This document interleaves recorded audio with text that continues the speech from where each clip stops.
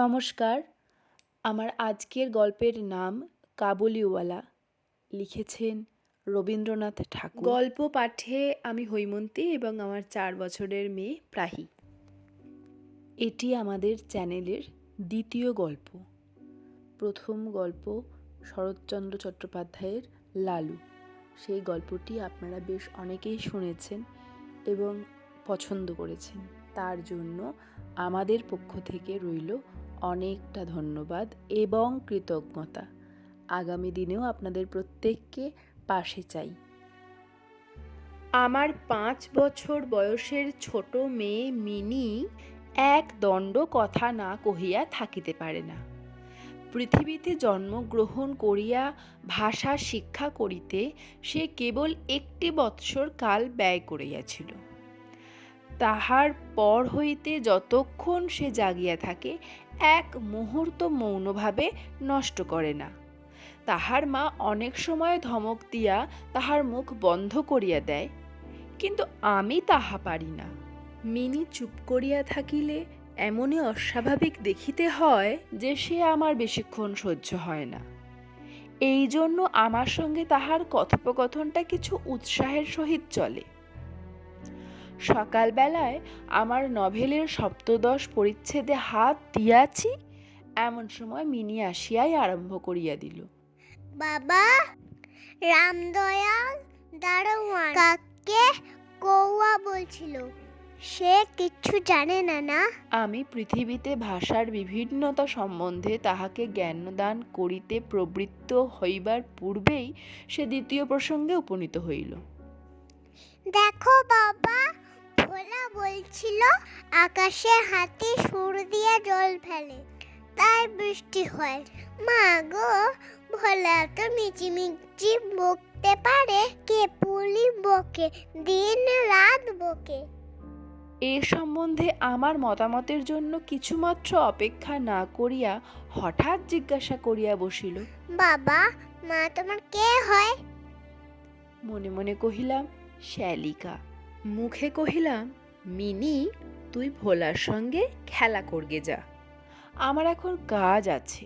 সে তখন আমার লিখিবার টেবিলের পার্শ্বে আমার পায়ের কাছে বসিয়া নিজের 2 হাঁটু এবং হাত লইয়া অতি দ্রুত উচ্চারণে আগডুম বাগডুম খেলিতে আরম্ভ করিয়া দিল। আমার ৭৫ পরিচ্ছেদে প্রতাপ সিংহ তখন কাঞ্চনমালাকে লইয়া অন্ধকার রাত্রে কারাগারের উচ্চ বাতায়ন হইতে নিম্নবর্তী নদীর জলে ঝাঁপ দিয়া পড়িতেছেন। আমার ঘর পথের ধারে। হঠাৎ মিনি আগডুম বাগডুম খেলা রাখিয়া জানালার ধারে ছুটিয়া গেল এবং চিৎকার করিয়া ডাকিতে লাগিল, কাওয়ালিওয়ালা, ও কাওয়ালিওয়ালা। ময়লা ঢিলা কাপড় পরা, পাগড়ি মাথায়, ঝুলি হাতে, হাতে গোটা 2-4 আঙুরের বাক্স, এক লম্বা কাবুলিওয়ালা মৃদুমন্দ গমনে পথ দিয়া যাইতেছিল। তাহাকে দেখিয়া আমার কন্যারত্নের কিরূপ ভাবোদয় হইল বলা শক্ত। তাহাকে ঊর্ধ্বশ্বাসে ডাকাডাকি আরম্ভ করিয়া দিল।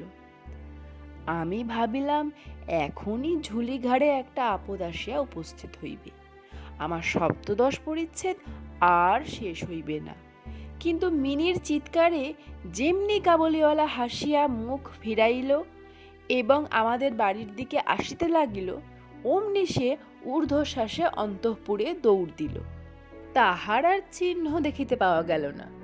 তাহার মনের মধ্যে একটা অন্ধ বিশ্বাসের মতো ছিল যে ওই ঝুলিটার ভিতর সন্ধান করিলে তাহার মতো 2-4টে জীবিত মানব সন্তান পাওয়া যাইতে পারে।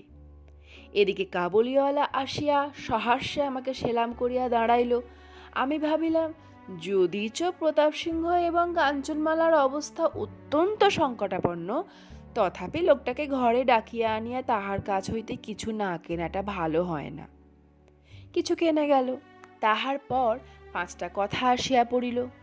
আব্দুর রহমান, রুশ, ইংরেজ প্রভৃতিকে লইয়া সীমান্ত রক্ষানীতি সম্বন্ধে গল্প চলিতে লাগিল। অবশেষে উঠিয়া যাইবার সময় সে জিজ্ঞাসা করিল, বাবু, তোমার লড়কি কোথায় গেল? আমি মিনির অমূলক ভয় ভাঙাইয়া দিবার অভিপ্রায়ে তাহাকে অন্তঃপুর হইতে ডাকাইয়া আনিলাম। সে আমার গা ঘেঁষিয়া কাবুলির মুখ এবং ঝুলির দিকে সন্দিগ্ধ নেত্রক্ষেপ করিয়া দাঁড়াইয়া রহিল। কাবুলি ঝুলির মধ্য হইতে কিশমিশ খোবানি বাহির করিয়া তাহাকে দিতে গেল, সে কিছুতেই লইল না। দ্বিগুণ সন্দেহের সহিত আমার হাঁটুর কাছে সংলগ্ন হইয়া রহিল। প্রথম পরিচয়টা এমনিভাবেই গেল। কিছুদিন পরে একদিন সকালবেলায় আবশ্যকবশত বাড়ি হইতে বাহির হইবার সময় দেখি আমার দহিতাটি দ্বারের সমীপস্থ বেঞ্চির উপর বসিয়া অনর্গল কথা কহিয়া যাইতেছে এবং কাবুলিওয়ালা তাহার পদতলে বসিয়া সহাস্যে শুনিতেছে এবং মধ্যে মধ্যে প্রসঙ্গক্রমে নিজেরও মতামত দো আসলা বাংলায় ব্যক্ত করিতেছে। মিনির পঞ্চবর্ষীয় জীবনের অভিজ্ঞতায় বাবা ছাড়া এমন ধৈর্যবান শ্রোতা সে কখনো পায় নাই। আবার দেখি তাহার ক্ষুদ্র আঁচল বাদাম কিশমিশে পরিপূর্ণ। আমি কাবুলিওয়ালাকে কহিলাম, উহাকে এসব কেন দিয়াছ? অমন আর দিও না বলিয়া পকেট হইতে একটা আধুলি লইয়া তাহাকে দিলাম। সে অসংকোচে আধুলি গ্রহণ করিয়া ঝুলিতে পুরিল। বাড়িতে ফিরিয়া আসিয়া দেখি সে আধুলিটি লইয়া 16 আনা গোলযোগ বাঁধিয়া গেছে। মিনির মা একটা শ্বেত চকচকে গোলাকার পদার্থ লইয়া ভর্ৎসনার স্বরে মিনিকে জিজ্ঞেস করিতেছেন, তুই এ আধুলি কোথায় পেলি? মিনি বলিতেছে, কাবুলিওয়ালা দিয়েছে।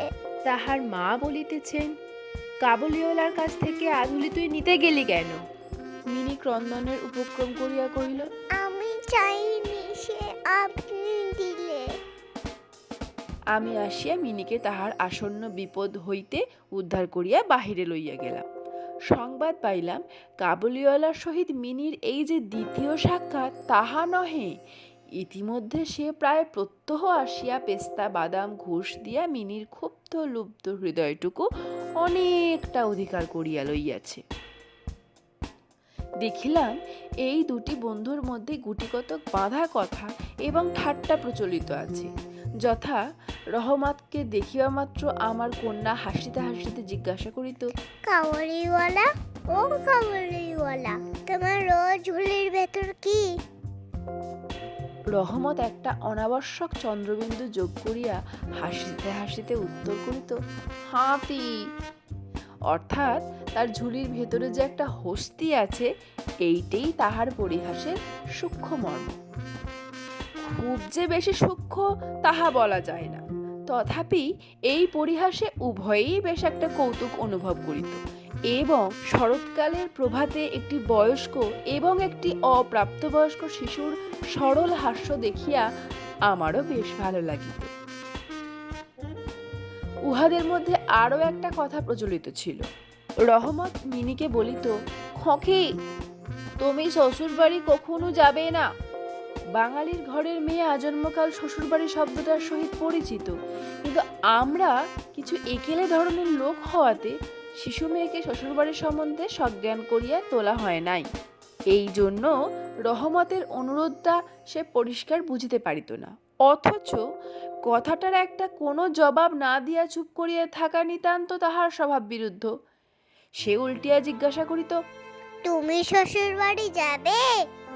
রহমত কাল্পনিক শ্বশুরের প্রতি প্রকাণ্ড মোটা মুষ্টি আস্ফালন করিয়া বলিত, আমি শ্বশুরকে মারবে। শুনিয়া মিনি শ্বশুর নামক কোনো এক অপরিচিত জীবের দুরবস্থা কল্পনা করিয়া অত্যন্ত হাসিত। এখন শুভ্র শরৎকাল। প্রাচীনকালে এই সময়েই রাজারা দিগ্বিজয়ে বাহির হইতেন। আমি কলিকাতা ছাড়িয়া কখনো কোথাও যাই নাই, কিন্তু সেই জন্যই আমার মনটা পৃথিবীময় ঘুরিয়া বেড়ায়। আমি যেন আমার ঘরের কোণে চিরপ্রবাসী। বাহিরের পৃথিবীর জন্য আমার সর্বদা মন কেমন করে। একটা বিদেশের নাম শুনিলেই অমনি আমার চিত্ত ছুটিয়া যায়, তেমনি বিদেশি লোক দেখিলেই অমনি নদী পর্বত অরণ্যের মধ্যে একটা কুটিরের দৃশ্য মনে উদয় হয় এবং একটা উল্লাসপূর্ণ স্বাধীন জীবনযাত্রার কথা কল্পনায় জাগিয়া ওঠে। এদিকে আবার আমি এমনই উদ্ভিজ্জ প্রকৃতি যে আমার কোনটুকু ছাড়িয়া একবার বাহির হইতে গেলে মাথায় বজ্রাঘাত হয়। এই জন্য সকালবেলায় আমার ছোট ঘরের টেবিলের সামনে বসিয়া এই কাবুলির সঙ্গে গল্প করিয়া আমার অনেকটা ভ্রমণের কাজ হইত। দুই ধারে বন্ধুর দুর্গম দগ্ধ রক্তবর্ণ উচ্চ গিরিশ্রেণী, মধ্যে সংকীর্ণ মরুপথ, বোঝাই করা উষ্ট্রের শ্রেণী চলিয়াছে। পাগড়ি পরা বণিক ও পথিকেরা কেহ বা উটের পরে, কেহ বা পদব্রজে, কাহারো হাতে বর্ষা, কাহারো হাতে সেকেলে চকমকি ঠোকা বন্দুক। কাবুলি মেঘমন্দ্র স্বরে ভাঙা বাংলায় স্বদেশের গল্প করিত, আর এই ছবি আমার চোখের সম্মুখ দিয়া চলিয়া যাইত। মিনির মা অত্যন্ত শঙ্কিত স্বভাবের লোক। রাস্তায় একটা শব্দ শুনিলেই তাহার মনে হয় পৃথিবীর সমস্ত মাতাল আমাদের বাড়িটাই বিশেষ লক্ষ্য করিয়া ছুটিয়া আসিতেছে। এই পৃথিবীটা যে সর্বত্রই চোর ডাকাত মাতাল সাপ বাঘ ম্যালেরিয়া শৌপোকা আরশোলা এবং গোড়ার দ্বারা পরিপূর্ণ, এতদিন খুব বেশি দিন নহে পৃথিবীতে বাস করিয়াও সে বিভীষিকা তাহার মন হইতে দূর হয় নাই। রহমত কাবুলিওয়ালা সম্বন্ধে তিনি সম্পূর্ণ নিঃসংশয় ছিলেন না। তাহার প্রতি বিশেষ দৃষ্টি রাখিবার জন্য তিনি আমাকে বারবার অনুরোধ করিয়াছে। আমি তাহার সন্দেহ হাসিয়া উড়াইয়া দিবার চেষ্টা করিলে তিনি পর্যায়ক্রমে আমাকে গুটিকতক প্রশ্ন করিলেন। কখনো কি কাহারও ছেলে চুরি যায় না? কাবুল দেশে কি দাস ব্যবসা প্রচলিত নাই? একজন প্রকাণ্ড কাবুলির পক্ষে একটি ছোট ছেলে চুরি করিয়া লইয়া যাওয়া একেবারেই কি অসম্ভব? আমাকে মানিতে হইল ব্যাপারটা যে অসম্ভব তাহা নহে, কিন্তু অবিশ্বাস্য। বিশ্বাস করিবার শক্তি সকলের সমান নহে, এই জন্য আমার স্ত্রীর মনে ভয় রহিয়া গেল। কিন্তু তাই বলিয়া বিনা দোষে রহমতকে আমাদের বাড়িতে আসিতে নিষেধ করিতে পারিলাম না। প্রতি বৎসর মাঘ মাসের মাঝামাঝি রহমত দেশে চলিয়া যায়। এই সময়টা সমস্ত পাওনা টাকা আদায় করিবার জন্য সে বড় ব্যস্ত থাকে। বাড়ি বাড়ি ফিরিতে হয়, কিন্তু তবু একবার মিনিকে দর্শন দিয়া যায়। দেখিলে বাস্তবিক মনে হয় উভয়ের মধ্যে যেন একটা ষড়যন্ত্র চলিতেছে। সকালে যেদিন আসিতে পারে না, সেদিন দেখি সন্ধ্যার সময় আসিয়াছে। অন্ধকারে ঘরের কোণে সেই ঢিলেঢালা জামা পায়জামা পরা সেই ঝোলাঝুলিওয়ালা লম্বা লোকটাকে দেখিলে বাস্তবিক মনের ভিতরে একটা আশঙ্কা উপস্থিত হয়। কিন্তু যখন দেখি মিনি কাবুলিওয়ালা, ও কাবুলিওয়ালা করিয়া হাসিতে হাসিতে ছুটিয়া আসে এবং দুই অসমবয়সী বন্ধুর মধ্যে পুরাতন সরল পরিহাস চলতে থাকে, তখন সমস্ত হৃদয় প্রসন্ন হইয়া ওঠে। একদিন সকালে আমার ছোট ঘরে বসিয়া প্রুফশিট সংশোধন করিতেছি। বিদায় লইবার পূর্বে আজ দিন 2-3 হইতে শীতটা খুব কনকনে হইয়া উঠিয়াছে। চারিদিকে একেবারে হিহিকার পড়িয়া গেছে। জানালা ভেদ করিয়া সকালের রৌদ্রটি টেবিলের নিচে আমার পায়ের উপর আসিয়া পড়িয়াছে। সেই উত্তাপটুকু বেশ মধুর হইতেছে। বেলা বোধ করে 8টা হইবে। মাথায় গলবন্ধ জড়ানো উষাচরগণ প্রাতর্ভ্রমণ সমাধা করিয়া প্রায় সকলে ঘরে ফিরিয়া আসিয়াছে। এমন সময় রাস্তায় ভারী একটা গোল শোনা গেল। চাহিয়া দেখি আমাদের রহমতকে দুই পাহাড়ওয়ালা বাঁধিয়া লইয়া আসিতেছে। তাহার পশ্চাতে কৌতূহলী ছেলের দল চলিয়াছে। রহমতের গাত্রবস্তে রক্তচিহ্ন এবং একজন পাহাড়ওয়ালার হাতে রক্তাক্ত ছোড়া। আমি দ্বারের বাহিরে গিয়া পাহাড়ওয়ালাকে দাঁড় করাইলাম। জিজ্ঞাসা করিলাম, ব্যাপার কি? কিয়দাংশ তাহার কাছে, কিয়দাংশ রহমতের কাছে শুনিয়া জানিলাম যে আমাদের প্রতিবেশী একজন লোক রামপুরি চাদরের জন্য রহমতের কাছে কিঞ্চিৎ ধারিত। মিথ্যাপূর্বক সেই দেনা সে অস্বীকার করে এবং তাহাই লইয়া বচসা করিতে করিতে রহমত তাকে এক ছুরি বসাইয়া দিয়াছে। রহমত সেই মিথ্যাবাদীর উদ্দেশ্যে নানারূপ অশ্রাব্য গালি দিতেছে। এমন সময় কাবুলিওয়ালা, ও কাবুলিওয়ালা করিয়া ডাকিতে ডাকিতে মিনি ঘর হইতে বাহির হইয়া আসিল। রহমতের মুখ মুহূর্তের মধ্যে কৌতুক হাস্যে প্রফুল্ল হইয়া উঠিল। তাহার স্কন্ধে আজ ঝুলি ছিল না, সুতরাং ঝুলি সম্বন্ধে তাহাদের অভ্যস্ত আলোচনা হইতে পারিল না। মিনি একেবারেই তাহাকে জিজ্ঞাসা করিল, তুমি শ্বশুর বাড়ি যাবে? রহমত হাসিয়া কহিল, সেখানেই যাচ্ছে। দেখিল উত্তরটা মিনির হাস্যজনক হইল না। তখন হাত দেখাইয়া বলিল, শ্বশুরকে মারিতাম, কিন্তু কি করিব, হাত বাঁধা। সাংঘাতিক আঘাত করা অপরাধে কয়েক বৎসর রহমতের কারাদণ্ড হইল। তাহার কথা এক প্রকার ভুলিয়া গেলাম। আমরা যখন ঘরে বসিয়া চিরাভ্যস্ত মতো নিত্য কাজের মধ্যে দিনের পর দিন কাটাইতাম, তখন একজন স্বাধীন পর্বতচারী পুরুষ কারাপ্রাচীরের মধ্যে যে কেমন করিয়া বর্ষযাপন করিতেছে তাহা আমাদের মনেও উদয় হইত না। আর চঞ্চল হৃদয়া মিনির আচরণ যে অত্যন্ত লজ্জাজনক, তাহা তাহার বাপকেও স্বীকার করিতে হয়। সে স্বচ্ছন্দে তাহার পুরাতন বন্ধুকে বিস্মৃত হইয়া প্রথমে নবী সহিসের সহিত সখ্য স্থাপন করিল, পরে ক্রমে যত তাহার বয়স বাড়িয়া উঠিতে লাগিল, ততই সখার পরিবর্তে একটি করিয়া সখী জুটিতে লাগিল। এমনকি তাহার বাবার লিখিবার ঘরেও তাহাকে আর দেখিতে পাওয়া যায় না। আমি তো তাহার সহিত এক প্রকার আড়ি করিয়াছি। কত বৎসর কাটিয়া গেল, আর একটি শরৎকাল আসিয়াছে। আমার মিনির বিবাহের সম্বন্ধ স্থির হইয়াছে। পূজার ছুটির মধ্যেই তাহার বিবাহ হইবে। কৈলাসবাসিনীর সঙ্গে সঙ্গে আমার ঘরের আনন্দময়ী পিতৃভবন অন্ধকার করিয়া পতিগৃহে যাত্রা করিবে। প্রভাতটি অতি সুন্দর হইয়া উদয় হইয়াছে। বর্ষার পরে এই শরতের নতুন ধৌত রৌদ্র যেন সোহাগায় গলানো নির্মল সোনার মতো রং ধরিয়াছে। কলিকাতার গলির ভিতরকার ইষ্ট কজর্জর অপরিচ্ছন্ন ঘেঁষাঘেঁষির বাড়িগুলির উপরেও এই রৌদ্রের আভা একটি অপরূপ লাবণ্য বিস্তার করিয়াছে।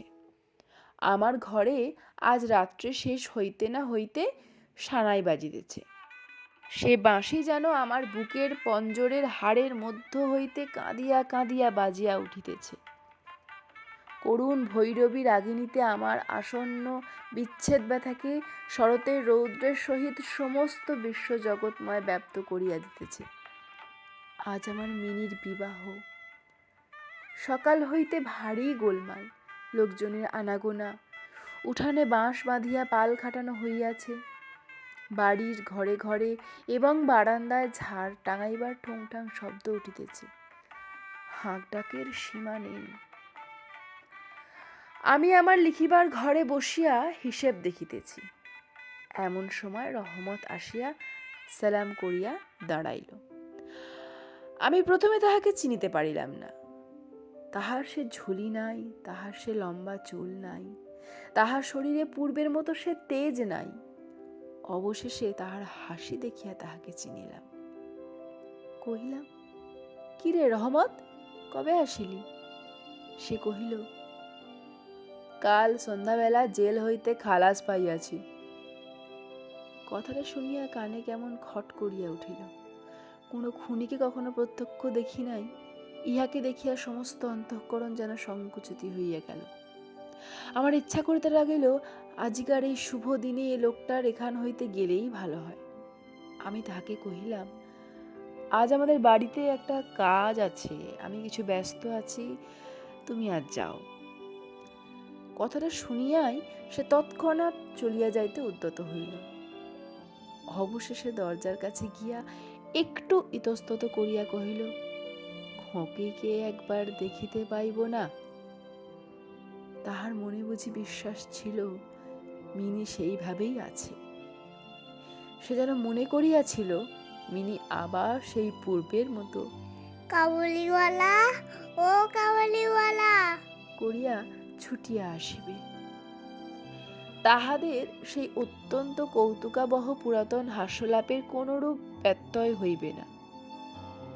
এমনকি পূর্ব বন্ধুত্ব স্মরণ করিয়া সে এক বাক্স আঙুর এবং কাগজের মোড়কে কিঞ্চিত কিশমিশ বাদাম বোধ করি কোনো সদস্যীয় বন্ধুর নিকট হইতে চাহিয়া চিন্তিয়া সংগ্রহ করিয়া আনিয়াছিল।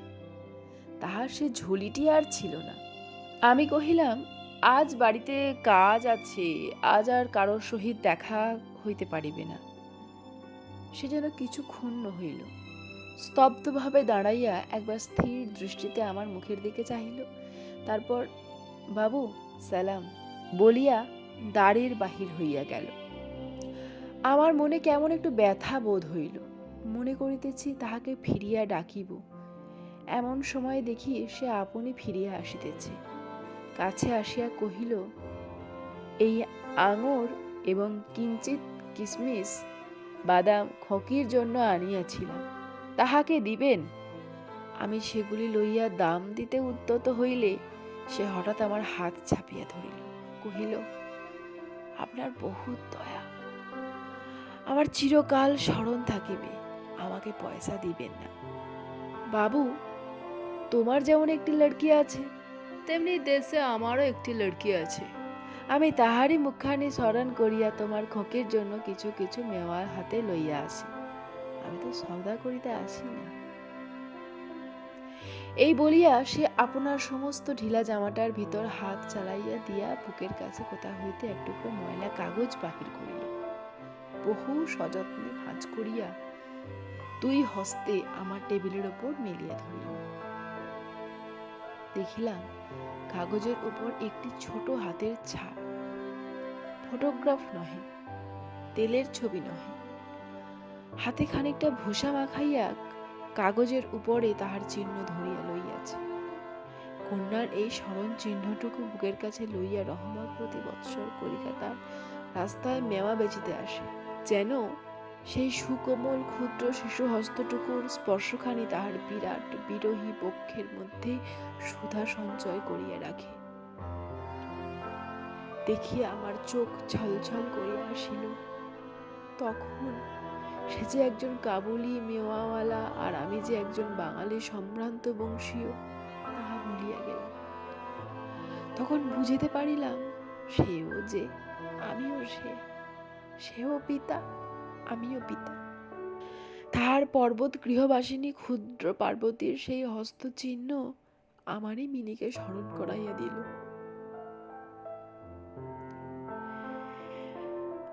আমি তৎক্ষণাৎ তাহাকে অন্তঃপুর হইতে ডাকাইয়া পাঠাইলাম। অন্তঃপুরে ইহাতে অনেক আপত্তি উঠিয়াছিল, কিন্তু আমি কিছুকে কর্ণপাত করিলাম না। রাঙা চেলি পড়া কপালে চন্দন আঁকা বধূ বেশিনী মিনি সলজ্জভাবে আমার কাছে আসিয়া দাঁড়াইল। তাহাকে দেখিয়া কাবুলিওয়ালা প্রথমটা থতমত খাইয়া গেল। তাহাদের পুরাতন আলাপ জমাইতে পারিল না। অবশেষে হাসিয়া কহিল, খোকি, তুমি শ্বশুর বাড়ি যাবিস? মিনি এখন শ্বশুর বাড়ির অর্থ বোঝে। এখন আর সে পূর্বের মতো উত্তর দিতে পারিল না। রহমতের প্রশ্ন শুনিয়া লজ্জায় আরক্ত হইয়া মুখ ফিরাইয়া দাঁড়াইল। কাবুলিওয়ালার সহিত মিনির যেদিন প্রথম সাক্ষাৎ হইয়াছিল, আমার সেই দিনের কথা মনে পড়িল। মনটা কেমন ব্যথিত হইয়া উঠিল।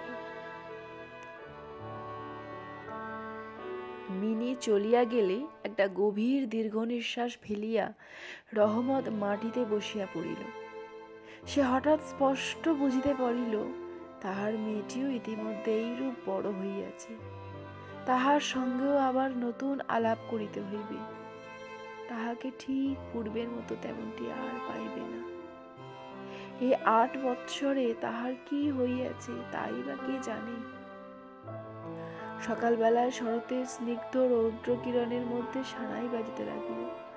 রহমত কলকাতার এক গলির ভিতরে বসিয়া আফগানিস্তানের এক মরু পর্বতের দৃশ্য দেখিতে লাগিল। আমি একখানি নোট তাহাকে দিলাম, বলিলাম, রহমত, তুমি দেশে তোমার মেয়ের কাছে ফিরিয়ে যাও। তোমাদের মিলন সুখে আমার মিনির কল্যাণ হোক। এই টাকাটা দান করিয়া হিসাব হইতে উৎসব সমারোহের দুটো একটা অঙ্গ ছাটিয়া দিতে হইল। যেমন মনে করিয়াছিলাম তেমন করিয়া ইলেকট্রিক আলো জ্বালাইতে পারিলাম না। গড়ের বাদ্যও আসিল না। অন্তঃপুরের মেয়েরা অসন্তোষ প্রকাশ করিতে লাগিলেন, কিন্তু মঙ্গল আলোকে আমার শুভ উৎসব উজ্জ্বল হইয়া উঠিল। নমস্কার। গল্প পাঠ এখানে শেষ হলো ঠিকই, তবে গল্পটা পাঠ করতে করতে এত বেশি আবেগপ্রবণ আমি হয়ে গিয়েছিলাম যেগুলো আমি আর রিটেক করতে চাইনি। এটুকু আবেগ, এটুকু অনুভূতি যদি একজন শিল্পীর না থাকলো তাহলে আর কী বা আছে তার। কাজেই আপনারাও শোনার সময় সেটুকু ভুলচুক মাফ করে দেবেন।